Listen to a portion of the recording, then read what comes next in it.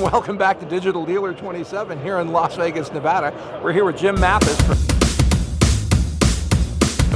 Sioux Falls, South Dakota. Correct. That's right. And Jim, the question on the docket for us today is, what would you say is the most challenging issue that you're facing in 2019 in the automotive industry? Okay. Well, I'm on the advertising side of our dealership group. Okay. So one of the challenges that we see is, with all of the splintered options for advertising and everything, that cost per deal that we're putting out is increasing over the years. So we're trying to do what we can to really fine tune everything and chip away at that and get it back down to a little more reasonable number. So you talk about that cost increasing. What are some of the factors that are kind of driving that you're seeing?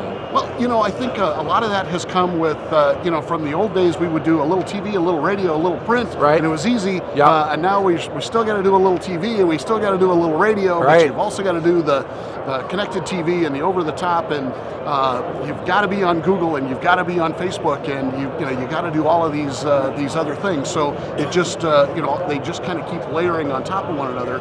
So it's our challenge now is to figure out which ones are really driving the business and which ones are really selling cars, and let's invest more heavily in those and start paring away at the others. So you're feeling kind of spread out, really, because you have more opportunity, and business is becoming just available in more different areas. Absolutely. Right? Yeah. And it's easier for small dealerships to compete in this because we've got all the same tools available to us as the bigger dealers do.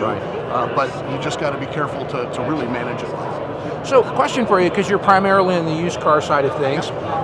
What's your take on the acquisition challenge that we face now in the market versus a few years ago? Different, easier, not easier?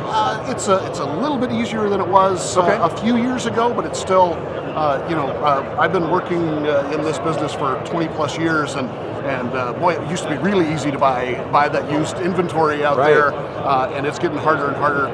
More people are keeping their cars longer. The cars have higher mileage, and all of the dealers are competing for that slightly condensed number of vehicles to sell. No doubt about it. So where would you say you're seeing the most gain in being able to acquire customers? You talked about spreading out, your marketing message. Where would you say you're having perhaps more success? We've seen Google is still kind of our bread and butter, and with our dealership, we're really it's buy here, pay here. So we're concentrated on those people with less than perfect credit. So the Google, how do I buy a car with bad credit kind of thing. That's our bread and butter. But we've also been able to layer Facebook on top of it, and that's been really good to help us kind of help to acquire some of those new customers as well. So you're having some success with social media. Absolutely. That's making a dent, and obviously, AdWords is we're all kind of committed. To say the least, right? Tell me about your conventional advertising, because you did mention you're still maintaining a presence in conventional.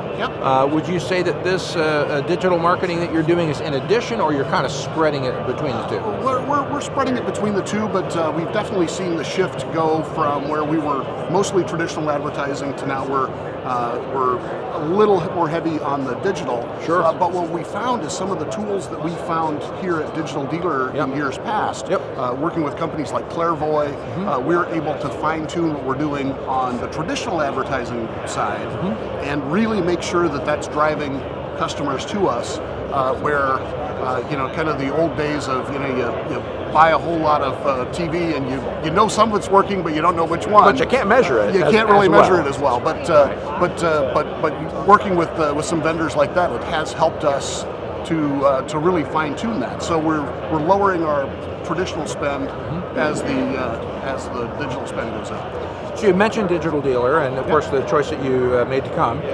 Probably before you got here, you had some goals in mind as to what you were hoping to either see or learn. Can you tell us a little bit about that? One of the challenges that we've been facing is good photos of inventory. So we've been talking to a couple of the vendors who provide those kinds of things. Always just looking for new ideas and kind of new approaches to things.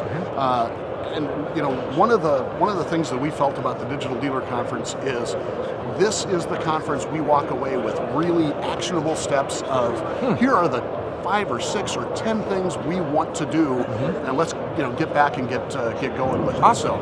So it's a great show. You feel pretty good about the fact that you got what you were looking for. Yeah. And this is probably not your first time digitally. This is not. Okay. Probably 6th or 7th, I think. Excellent. So, yeah. Good to hear. Well, Jim, thank you so much for taking the time to chat with me. Thanks, Appreciate it. Appreciate it.